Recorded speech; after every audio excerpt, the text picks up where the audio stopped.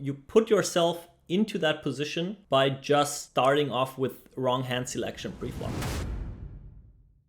All right, let's go for the last part of the little series of me talking you through Fedor's cash game hands here. Still 2 tables and a 5K, super deep, already made quite some money there on those tables. 2 additional 1K tables up top. Let's see whether we see some more interesting hands going on. Starting off with a very, very light 3-bet there with King 6 suited. Maybe first thing here, yes, with ante you can be lighter, but still deep with 3-betting, building a pot. You want to have equity against villain's hands. And yeah, so really every pip that your king high is higher, meaning king 7, king 8 makes it slightly better, since this is a spot where villain is pretty much flatting 100% of 6s, 7s, 8s. And that really means a lot regarding equity there. Just like beating those hands in like some small pots or not. Yeah, this is why I think this, I mean, we can flat that sometimes, but it's more like, I think it's very, very light. This time, Fedor getting punished with a cold 4-bet. And let's actually, this on the top left seems quite interesting. I didn't follow the action there so far. As well this here, very, very interesting. Top left table. Fedor decides to go for a somewhat random 3-bet from the big blind. I see right away that this is a tournament thing, right? This is when you polarize in the tournament world with shorter stacks, then your equity that you have against calling range matters less. And you can take those ace deuce, ace 3, king 4, king 5 offsuits when it's really just about aces, kings, especially in ICM situations like 35, 40 big blinds deep. This is how 3-bet ranges look like. In cash game, this is not possible, or not very good. Just because we are too deep, the villains are flatting and you still have to play a lot. So this year you will play against strong hands, and something like a suited hand gives you 5% to make a flush, 5% extra equity. This is something you should go for. You can take your king 6 suited sometimes there. You can take your king 4, your ace 7 suited, something like that. You cannot be as shitty as like ace 5 offsuit. That's just not okay.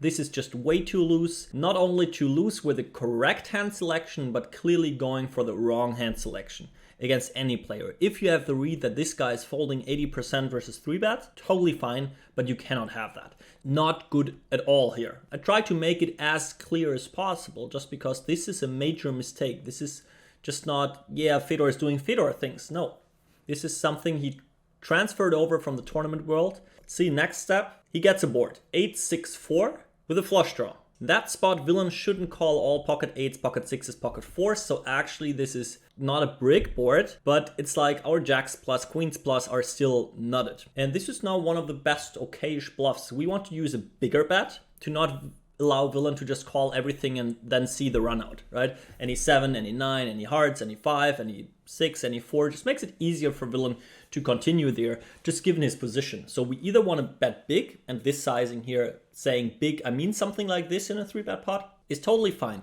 Ace of diamonds is a nice card to have. Obviously hearts would be even better. The sizing is fine. Now he has to play a hand that just doesn't make any sense in that range and go from there. Turning an ace, villain could have all kinds of flushes. We have more or less mandatory check on that flush card.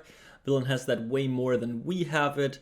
Maybe we can get away with a small bet with some hands, but here we have kings, we have queens, etc. So checking seems to be the most reasonable thing, especially with that hand. We have pretty much no option. And then we're caught in the reaction game, facing a third pot bet, check calling, probably our only option. River is a full brick. Now we have a pure bluff catcher with, yes, we block 4-5 of clubs, and we block the ace. That's about it. If villain jams, he's pretty much wrapping ace king plus, and we see already Fedor going for the first ace 5. Let's think, what is interesting here is always, it's just about the ratio of bluffs and value hands. So we find the value hands, villain, it's easy to find them for him as well. He turns a flush, he goes for value. He has ace king with a king of hearts, he plays it that way.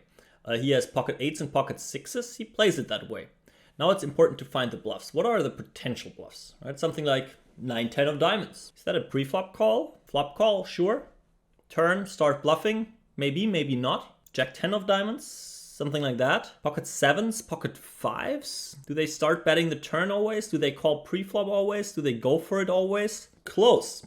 I think this is really one of the spots where it's tough to find enough bluffs. You need to float something like pocket deuces and then start going crazy on the turn. Pocket threes, to just like have those bluffs on those runouts. If you don't have that, you will always end up value heavy in those spots. I would like to see Fedor folding here, especially the 5 of clubs is a card I actually dislike, because pocket fives is something that people could play like that sometimes. Just mainly he started to play like not good pre-flop, and this is what he got to then.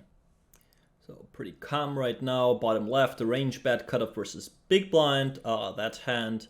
And yeah, facing a small check raise here, I think makes our ace of diamonds just a continuation. Yeah, it's a board where actually we are the big favorite. Villain obviously should still find some check raises. Like together with all our strong hands, we need some floats as well. And then obviously the ace of diamonds tells us something to have something going. And now just checking down with a showdown value, totally reasonable, nice hand. Again, we see the next spot with ace queen offsuit on the top right. Again, it's not the perfect spot to put in calls. I expect Fedor to call too often here because in anti-tournaments you do that. In those cash game ranges, it's just no. It's just not the great hand you want to play there. 100 big blinds deep. It's like low frequency, you can mix it in, but the way he snapped it off as if it was the most standard play of all times, just like, yeah, show something. And now obviously he has so many ace queen offsuit combos that he needs to mix it, like sometimes having it in the calling range, sometimes having it in the check raising range, as well as check raising some of the gut shots, draws, 9x, and go from there. Now the pocket queens, I think you can just jam it. You can start like a non-jamming range here, but I think the jam is just yeah, it's just a jam. No other options really. While that ace-8 offsuit squeeze is again just like that. Yes, if he does it very, very low frequency, you can argue for that against the button. But it's more like, especially 200 big blinds, those hands really decrease in value. And you want to have something that has a chance to sometimes have a value hand for 200 big blinds. So suited, somewhat connected, just way better. This is perfect for 45 big blinds, but I don't like to see that here in the cash game world. Back to that ace-8 offsuit, bottom left, Fedor did squeeze pre-flop and went for a small c-bet on that flop. I already said I really do not like that squeeze here.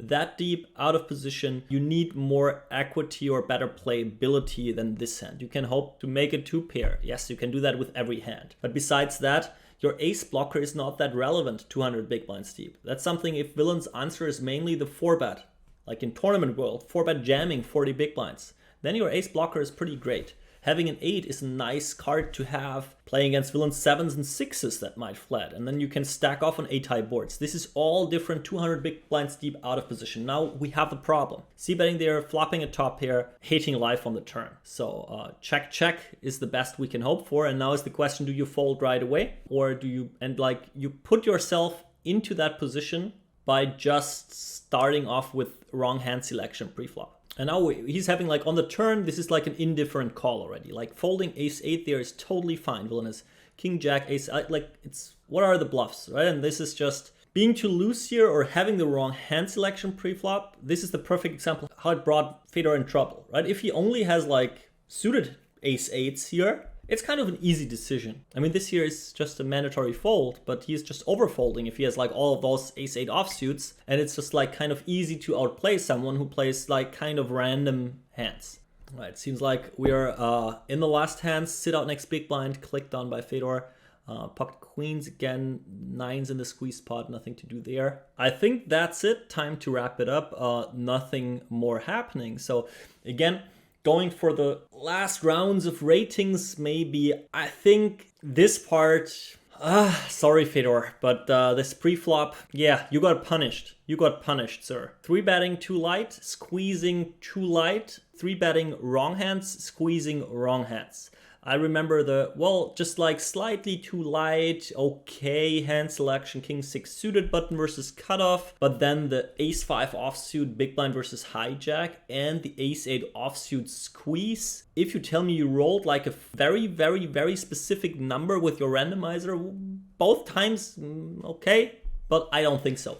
So I think that was just too much of it, and this time you got really punished by ending up with very shitty hands in the end. And that was not unlucky to end up with like a top pair no kicker. This was how your whole strategy was designed to end up with. I think you played it all fine post-flop in a way, actually, so I can't rate you down for that, but this was the perfect example where if the basics are not correct, I think I understand where those offsuit aces, squeezes and 3-bets come from just a very, very different stack depth. This is now where we have seen like that even like getting some basics wrong can just like lead to major problems, right? The ace-5 offsuit and the ace-8 offsuits were both 2 pots, 3-bet pots, where 2 big bets went in the middle to then check fold the river, right? Just like butchering your red line, totally. And that was actually the only clear mistake was the pre-flop. Very, very small thing. Yeah, let's really hammer on you this time. Let's give you a 3.2 for pre-flop only. And post-flop was still fine. It's just like, couldn't do anything with those hands. I'll still give you the 8.7 there. That's all fine. But really, next cash game, we need to make sure to get those ranges a little more right there, and then you end up in more favorable spots for you where you can make your great post-flop decisions. So again, I hope everyone enjoyed that, seeing how even some of the best make big mistakes when they jump into like games they are not totally familiar with. Your chance to be better than anyone else, focusing on something. This helps you accept your own mistakes, or same for me, right? Just like seeing mistakes people are doing just helps me so much to not be mad about myself when I sometimes make mistakes that I definitely do. And yeah, it's all about the process. Take the best out of it. And yeah, good luck at the tables, everyone. And maybe next time you spot Fedor at the table, just jump in, defend correctly, take his money, and enjoy the show.